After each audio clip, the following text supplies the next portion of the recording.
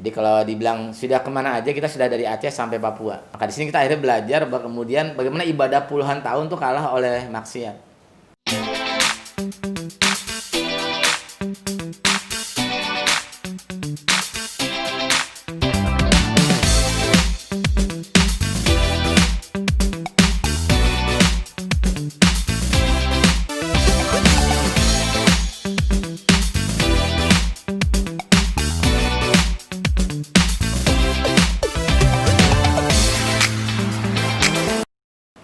Assalamualaikum warahmatullahi wabarakatuh.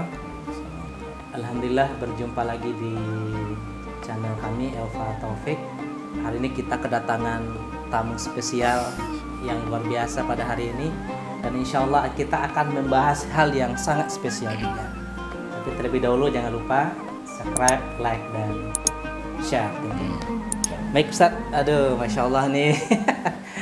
Gimana kabar Ustadz? Alhamdulillah baik. Jadi saya harus manggil apa ini Ustadz? Abang aja, adek boleh. Adek, Masya Allah, kayak ketuaan saya. Abang ya. Abang apa Ustadz? Apa Pak Presiden? Nah, Kalau saya nggak pernah membatasi itu sih, senyaman yang manggil boleh. senyamannya ya. Kita panggil abang saja ya, abang. Pak Presiden lah, Pak Pres lah ya. Karena beliau adalah Presiden Sedekah Harian. Gimana kabar Pak Pres? Alhamdulillah baik. Ya sedang fokus di sedekah harian, juga pelan-pelan coba untuk ya masa pandemi ya kita jaga anak, istri dan keluarga kita khususnya untuk tetap terus optimal dalam aktivitas. Alhamdulillah sehat semua ya Ustadz ya. Insya Allah sehat. Sedekah Harian gimana Ustadz? Masya Allah. Ya sedekah harian sampai hari ini masih terus berkontribusi. Kita tahu bahwa di masa pandemi ini tidak hanya perusahaan yang juga mengalami efek kemunduran lah bilang. Bahkan lembaga sosial juga akhirnya donasinya minim gitu ya. Masya Allah. Tapi alhamdulillah sekolah sedekah sampai hari ini masih berjalan dengan donasi yang terus kita terima dan kita langsung salurkan. Jadi memang kalau ditanya bagaimana kalau sedekah harian, insya Allah masih terus ada dan terus Eksis, berkontribusi. alhamdulillah ya. Insya Allah. Di masa pandemi tetap eksis. Siap. Berarti donaturnya luar biasa itu ya. Masya Allah.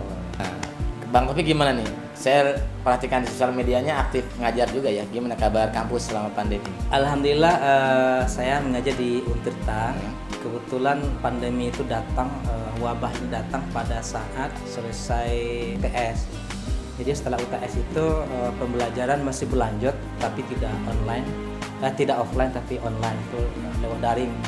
Jadi alhamdulillah ada sistem di kampus yang bisa digunakan untuk pembelajaran jarak jauh. Jadi tidak ada mahasiswa yang terbengkalai atau tidak ada perkuliahan yang tidak terlaksana dengan baik.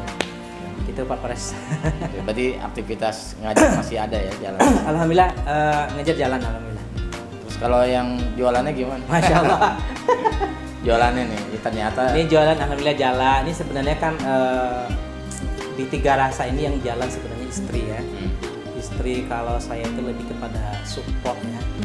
Jadi kalau kita ibaratkan ini pasangan kalau tidak ada support gimana Ustadz ya? Kebayang Ustadz ya? Satu ke kanan, satu ke kiri ya alhamdulillah kita saling support, dan memang tidak bisa masuk juga keduanya, memang harus satu doang. Jadi kalau sudah ada atas nama istri, atas nama suami nggak bisa. Harus jadi ada dua sayap. Satu aja. Harus ada dua sayap ya. Oh Masya Allah. Baik, kembali Ustadz, terima kasih nih. Alhamdulillah teman-teman, hari ini tadi kita belum kenalan sebenarnya. Beliau ini adalah nama lengkap siapa Ustadz? Abdul Aziz ya.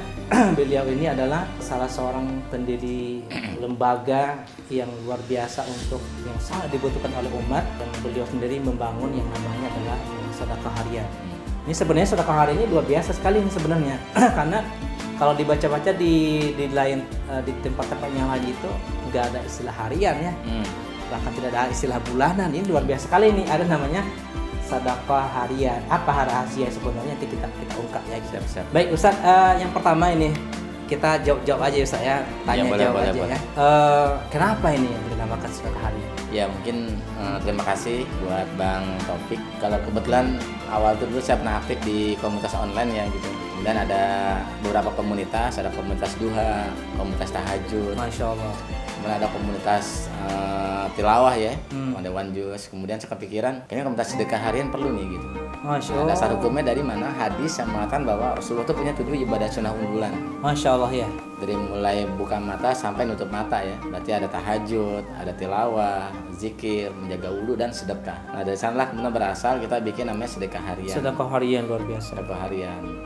Di luar dari juga ini berawal dari saya pulang dari ngisi pelatihan di sebuah lembaga zakat nasional tentang optimasi sosial media, potensi zakat, sedekah dan yang lainnya. Terus ternyata dari berbagai banyak lembaga Indonesia sampai hari ini itu potensi zakat sedekah belum bisa terhimpun oleh banyaknya lembaga.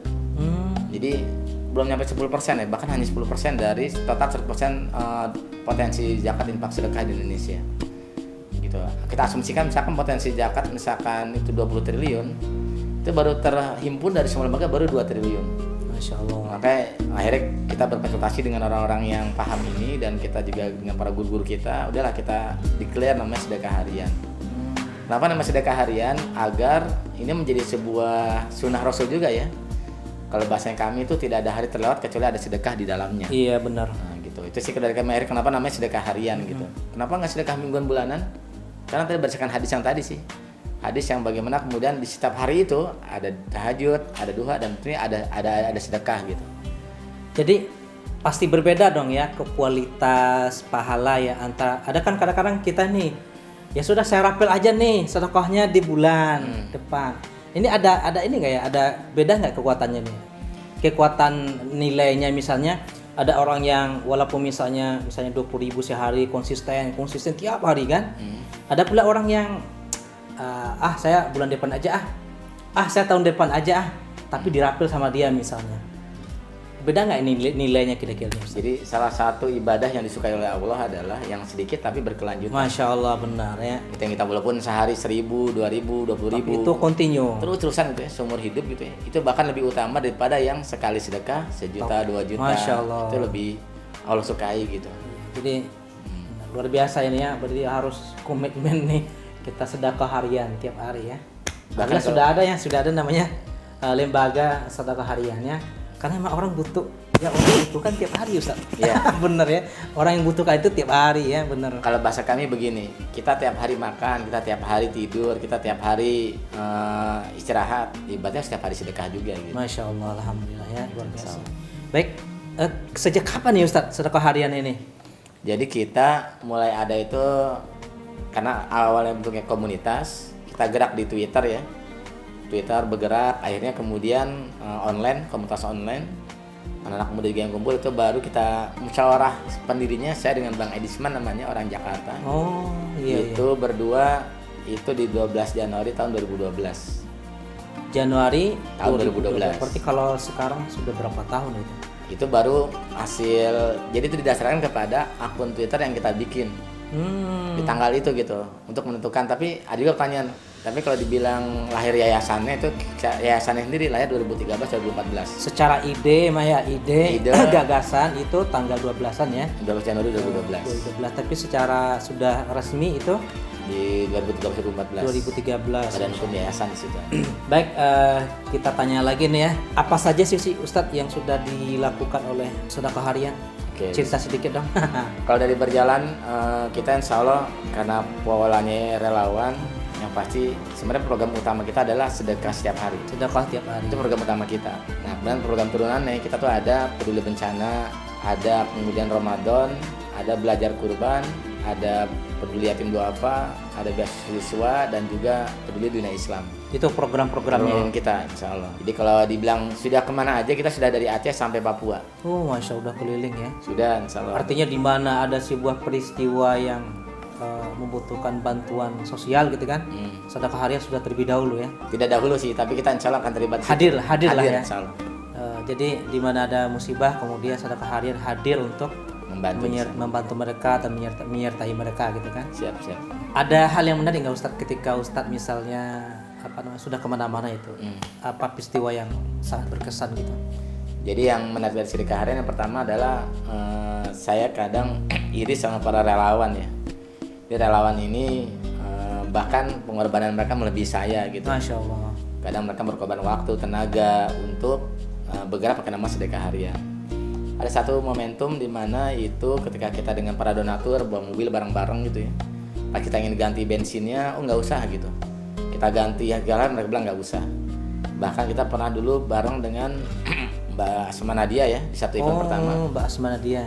Beliau juga kita daulat jadi dewan penasehat kita, walaupun tidak, tapi kita kadang sering konsultasi dengan beliau gitu ya. Kemudian juga kalau tadi yang apa sih yang paling berkesan ya, kita kalau saya ngomong dengan teman-teman dari sedekah harian, yang membahagiakan kita sebagai amil ya atau pengelola lembaga sedekah ini adalah apa, ketika ngeliat senyum para duafa ya. Jadi itu yang kemudian kita lelah nih, capek banget loh. Saya pernah juga di Lombok kemarin tuh saya sampai sakit pada gerak, tapi kita pernah melihat bagaimana senyum para duafa itu, kita jadi kayaknya lelah tuh jadi hilang gitu. Ada kebahagiaan tersendiri ya ketika melihat orang yang susah tersenyum ya kan. Iya. Ini luar biasa ini ya, misalkan air mata gitu. Ya, bahkan kita mengalami banget bagaimana kita makan di daerah bencana bersama mereka. Pernah juga kemudian ada yang kemudian nangis ke kita. Saya dulu aktif, pernah kita ada bantuan itu yang non muslim juga gabung sama kita. Jadi sedekah ini ada relawan dan donatur yang dia bahkan non muslim. Kebetulan saya dulu masih kerja di Jakarta. Kemudian Pak Adis, apa sedekah harian? Saya ceritakan kan. Bahkan ini dari sebuah lembaga ya non muslim, kemudian gabung sama kita. Dan dia ikut turun ke jalan untuk berbagi. Namanya program sebar 1000 nasi bungkus ya. Masya Allah ya. Beliau jadi donatur, beliau juga yang bawa makanan, beliau bersama kita sama-sama berkeringat. Artinya sedekah harian ketika berkontribusi membantu warga yang terkena bencana itu tidak melihat apa sukunya, apa agamanya, apa rasnya, begitu ya Ustaz ya? Semua kita bantu.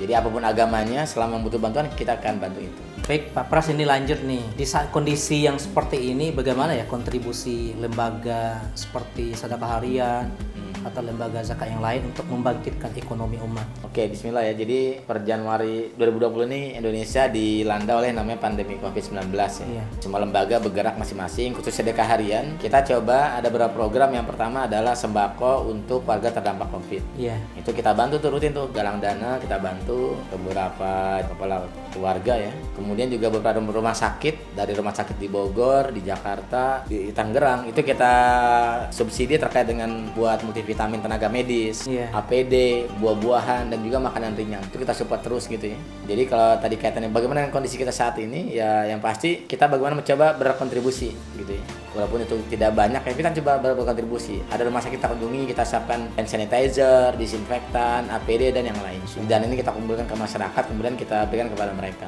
Itu terkait dengan pandemi ini ya. Pun juga nanti sebentar lagi kita akan ada kurban. Itu kita sedang menggalang dana bagaimana kurban yang nanti akan dilaksanakan ini juga tetap sesuai dengan protokol kesehatan. Iya. Jadi warga tidak ada berkumpul, kemudian juga distribusi kita langsung antar dari rumah ke rumah. Di dalam pelaksanaannya kita kayak Ramadan kemarin itu lebih banyak kemudian kita datangi rumah yatim duafanya dan kita kasih ke rumah mereka. Jadi tidak menghindari kerumunan ya. Ya, menghindari kerumunan. Jadi kita tim yang langsung ke rumah orang-orang yang membutuhkan. Iya.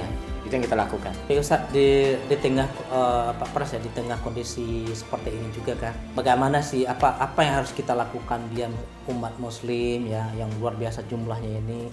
Tadi yang dibilang tadi kan, kalau dibilang sedekah, infak, dan zakat itu belum terkumpul secara maksimal. Bagaimana memberikan penyadaran kepada kita ini sebagai muslim agar kita konsisten, agar kita semangat untuk bersedekah, berinfak, ataupun berzakat yang merupakan itu adalah kewajiban kita. Bagaimana ini Ustaz? Oke, bismillah ya. Jadi saya akan coba nukil satu kisah. Ini mudah-mudahan kisah ini jadi memotivasi kita ya, bahwa selain juga sedekah rutin meskipun untuk kecil, ada satu aktivitas yang itu menjadi sebuah memberikan keberkahan buat kita ya. Iya. Kan masa pandemi ini sulit. Misalnya gini bahasanya. Kan lagi sulit, masih kita bersedekah sih gitu. Iya, benar. Ini kan jadi agak susah ya ketika akhirnya kita minta ayo dong bersedekah dong gitu. Tapi kan ini dalam kondisi sulit, kenapa masa kita bersedekah juga gitu kan. Saya akan bacakan kisah terkait dengan kondisi ini. Jadi bagaimana ada seorang alim ulama, dia tokoh ibadah ya, dia ahli ibadah, udah ibadah hampir 60 tahun. Masya Allah. Dia ibadah 60 tahun, kemudian tiba-tiba dia tergoda oleh seorang wanita. Iya. Tergoda oleh seorang wanita dan dia berzinah dengan wanita itu selama 6 hari. Kemudian dia sadar, dia tobat, segera dia menyadari bahwa ini salah nih gitu. Langsung dia bertobat gitu dan meninggalkan lokasi dia berzinah dan dia langsung pergi ke sebuah daerah lah ya. Nah, di daerah itu ternyata beliau itu tinggal di sebuah masjid lah ya, sebuah masjid berteduh, kemudian 3 hari belum makan saat itu. Saking lapar yang luar biasa, ada orang ngasih dia roti. Iya. Nah, dalam kondisi itu kita biasanya gimana tuh? Kan kondisi kesusahan tuh. Pas dia mau makan roti, tiba-tiba ada 2 orang tuh lagi butuh roti juga. Nah, itu roti itu dibelah oleh dia dan dia kasih ke orang itu 2 dan dia akhirnya tidak jadi makan roti. Nah, meninggallah orang ini gitu ya. Nah, kemudian tiba-tiba Allah menyuruh malaikat untuk menimbang amal si orang ini gitu. Jadi menimbang, coba ditimbang ibadahnya selama 60 tahun dengan dosa berzina, itu lebih berat mana? Ternyata itu lebih berat dosa berzina. Kemudian ditimbang lagi antara dosa berzina sama pahala dia ngasih dia roti. Ternyata lebih berat ketika dia ngasih dia roti. Pahalanya. Masya Allah. Nah, dari sini pelajarannya adalah bahwa apa yang kita berikan di masa kita sulit, kita jadi sebaik-baik sedekah adalah sedekah di mana kita lagi butuh. Masya Allah ya. Bahkan kita lagi butuh buah nih, tapi itu malah kita sedekahkan ke orang gitu ya. Kan yang jadi PR sekarang adalah kita sedekah yang maaf kita itu kadang nggak butuh gitu ya. Sesuatu yang tidak butuhkan kemudian kita malah sedekahkan gitu ya. Bahkan maaf, kita ada pengalaman dulu ketika mengumpulkan pakaian layak pakai, bahkan yang kita terima itu kebanyakan pakaian yang maaf gitu ya, sudah sobek, bau dan yang lainnya gitu ya. Harusnya kan yang disedekahkan pakaian yang baru, yang bagus gitu ya, bahkan yang kita sukai gitu. Nah, kalau dari pelajaran ini adalah bahwa apa yang kita sedekahkan di masa sulit itu ternyata punya keutamaan untuk kemudian lebih utama daripada, tapi bukan berarti kita harus berzina, bukan. Ini punya keutamaan yang luar biasa gitu. Ada sebuah nilai yang keutamaan yang luar biasa gitu. Dan akhirnya izin Allah, akhirnya orang ini Allah terimalah ibadah kebaikan dia ketika ngasih roti itu gitu. Jadi itu nilai. Jadi saya juga ingin mengajak ya kepada pemirsa YouTube channel Elva dan Taufik, bagaimana kemudian kondisi apapun kita harus bersedekah gitu, terbaik gitu. Ini saya mengajak juga ya. Jadi apalagi kita lagi senang harus sedekah, sulit lebih rapih lagi gitu. Nah, ada lagi dalam porsi ini orang punya uang 20 juta dengan sedekah dia 1 juta, itu masih kalah sama orang yang dia punya uang 10.000 tapi sedekahnya 5.000. Separuh ini mah. Nah, lebih ke persentasenya gitu. Persentasenya ini gitu. 10.000 sedekah 5.000 kan 50% dari hartanya dia. Dari harta dia. Nah, jadi bagaimana kemudian kalau tadi bicara yang roti tadi kan, itu kan dia ngasih semuanya bahkan. Masya Allah. Sementara dia kan lapar juga gitu. Iya. Kebayang nggak kita ada kondisi lapar, kemudian kita mau makan, tapi ada orang butuh. Gimana? Gue bagi 3 aja, gue dapat 1. Tapi enggak. Dia bagi 2, 2 itu biar makan, dia kagak makan gitu. Maka di sini kita akhirnya belajar bahwa kemudian bagaimana ibadah puluhan tahun tuh kalah oleh maksiat. Oke, jangan kali-kali itu kita iseng, gue maksiat lah, kan gue kemarin ibadah udah puluhan tahun. Kata siapa? Jangan itu mah bahaya itu. Itu bahaya gitu. Enggak, jangan sampai kita menganggap dosa itu enteng. Iya, benar-benar. Kita nggak boleh. Pun kita jangan juga pesimis kalau kita pernah bikin dosa, teruslah berbuat baik. Iya, optimis ya. Jangan putus asa di rahmat Allah Subhanahu wa taala. Iya, tentu kita punya dosa nih. Gue sih ibadah kayaknya kagak bisa balas dosa gue gitu kan. Nah, tapi di sini kita ingin bagaimana ibadahnya terus. Kasus roti ini menjadi satu pelajaran bahwa dengan sedekah kita di masa sulit, itu akhirnya ternyata lebih utama dari tadi maksiat yang kita kerjakan gitu. Nah, itu kisah ini saya nukilkan dari riwayat Nadir bin Sumail ya, dari perkataan Ibnu Mas'ud, Abu Nuaim. Itu yang mungkin bisa saya sampaikan ya. Kaitannya sama ibrah bagaimana di masa pandemi ini kita harus juga bergerak gitu kan. Maka di sedekah harian khusus untuk bidang kurban, kita ingin pilihannya bukan kurban atau tidak kurban, jangan. Tapi pilihannya adalah kurban atau belajar kurban. Nah, iya, itu sedekah harian. Ada pilihan lah ya, mereka tetap kurban atau belajar kurban gitu. Ya. Bukan tidak sama sekali. Tidak sama sekali. Pak Pres, ini orang sering mengaitkan nih kalau kamu pengen sesuatu sedekah. Pengen sesuatu sedekah, bahkan kan sering kita dengar kan ada orang yang menganjurkan sedekah. Kamu pengen apapun sedekah gitu kan. Nah, dalam konsep misalnya nih saya jualan nih kan, saya dagang atau ngajar, ada teman-teman di sana jualan sana, kemudian dia kaitkan ada hubungannya sih, korelasi antara sedekah kita dengan kelancaran usaha kita atau dengan kelancaran bisnis kita. Pak Pros, ada korelasi nggak nih kira-kira nih? Jadi gini, ada hal yang kemudian itu tidak kita bisa beli dengan uang, itu adalah keberkahan rezeki. Masya Allah, benar. Jadi banyak orang yang hartanya sama, ada 2 keluarga misalkan, sama-sama gajinya 50 juta tiap bulan. Kalau saya bandingin nggak sama nggak enak ya, anggap nih sama lah. Cuma ternyata yang satu ini anaknya sering sakit-sakitan, bahkan juga sering dikejar penagih hutang gitu ya. Dan yang lainnya bisa jadi karena dia memang jarang sedekah gitu. Iya, tapi jadi Allah balas rezeki itu. Jadi ada yang bilang, udah kita banyakin sedekah biar dapat kaya, bisa juga. Karena rezeki tidak hanya dalam bentuk harta kan. Istri yang solihah, misalkan buat kita nih, jadi rezeki buat kita. Iya. Anak yang solihah, yang nurut sama kita. Rumah tangga yang tidak ada kerusuhan gitu kan. Itu rezeki juga buat kita kan. Jadi rezeki tidak hanya berupa harta dan materi. Nah, sedekah adalah salah satu cara untuk menghadirkan itu gitu.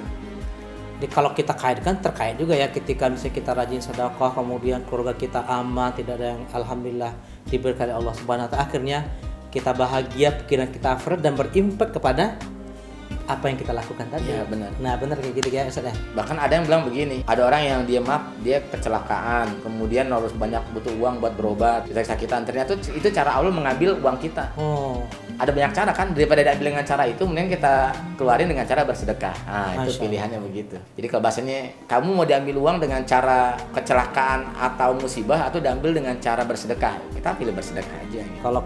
kalau mungkin ke dalam surat awal-awal surat itu kan Al-Baqarah itu kan ciri orang bertakwa satunya adalah yunfikun. Dan mereka sering berinfak, sering bersedekah.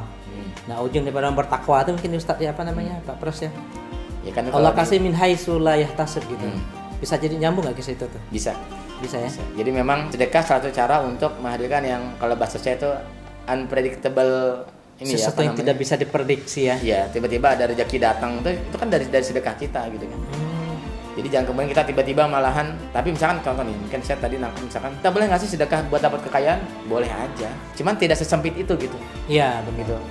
Boleh tapi mendingan sayang banget kalau mau cuma itu doang. Mendingan lu sedekah, terus kemudian niatnya untuk tidak hanya kekayaan, tapi keluarga yang sakinah, istri yang solihah gitu kan. Kalau bagi kita sebagai lelaki kan, kemudian juga anak-anak yang nurut dan solihah gitu. Sedekah, ikhlas biar Allah yang membalas dengan caranya begitu guys. Iya. Terus ya. Bahkan ada hadis yang mengatakan bahwa sedekah itu menolak bala kan. Masya Allah. Ini kalau bahasanya saya begini, kalau sedekah menolak bala, biar tiap hari enggak ada balaan Balanya kita. berarti tiap hari. Setiap hari. Nah, gitu. Ini mungkin filosofi sedekah harian ya. Karena sedekah adalah bisa menolak bala, biar bala yang enggak datang tiap hari, maka sedekah. Penghujung diskusi ringan ini dengan Presiden Sedekah Harian, ya alhamdulillah ya. Dan tema yang tadi yang luar biasa tadi, banyak ilmu kita dapatkan agar kita menjadi orang yang semangat untuk tidak hanya sedekah bulanan, ya kan? Kita sedekah memberikan sedekah yang terbaik, ya kan? Tentunya adalah sedekahnya adalah sedekah harian. Penutup nih Pak Pres, mohon kata-kata yang terakhir nih, bukan kata yang terakhir ya, kata-kata pamungkasnya untuk kita ini biar kita semangat sedekah gitu kan. Silakan Pak Pres ya. Oke, bismillah ya. Jadi saya buat diri saya nih, sahabat saya dan juga insyaallah buat Bang Taufik ya, bagaimana kemudian quote-nya adalah bahwa kalau kita tiap hari Allah berikan izin untuk kemudian membuka mata, maka jangan pernah juga lupa untuk kemudian bersedekah di hari itu. Jadi kalau bahasanya saya, jadikan sedekah sebagai gaya hidup kita, nggak ada hari terhad kecuali ada sedekah di dalamnya. Dan ajaklah budaya sedekah ini dalam keluarga kita, nasihati istri kita, anak-anak kita itu kan, sehingga kita akan bikin keluarga penyita sedekah. Ketika keluarga ini kumpul, maka akan bikin masyarakat yang bersedekah gitu kan. Kita tahu bahwa kemudian di zaman Umar bin Khattab dan bahkan di zaman cucunya Umar bin Abdul Aziz, sedekah zakat itu menjadi sebuah budaya dan orang malah jadi suka berbagi gitu kan. Bahkan tidak ada orang miskin di situ. Dan sedekah bisa menjadi solusi buat saya gitu ya. Karena sekarang punya visi nih Bang Taufik, anggap kita punya program sedekah sehari 1.000, kita punya visi 1% orang Indonesia ikut sedekah sehari 1.000. Berapa itu? Nih, anggap ada 260 juta orang, kalau 1% itu kurang lebih berarti 2,6 juta ya. Itu ikutan sedekah sehari 1.000 akan ada 2,6 miliar per hari. Masya Allah. Nah, ini jika ini berjalan, maka insya Allah masalah di Indonesia, masalah kemiskinan, kebodohan, pendidikan, dan yang lain dengan jalan itu insya Allah akan segera tercapai. Jadi kepada para penonton dan warga Indonesia, marilah mari kita berikan sedekah kapanpun dan dimanapun agar ini menjadi solusi dan pemecahan masalah baik bagi kita, kalau kita juga bangsa kita. Alhamdulillah ya. Oke, terima kasih Presiden. Assalamualaikum warahmatullahi wabarakatuh. Waalaikumsalam warahmatullahi wabarakatuh.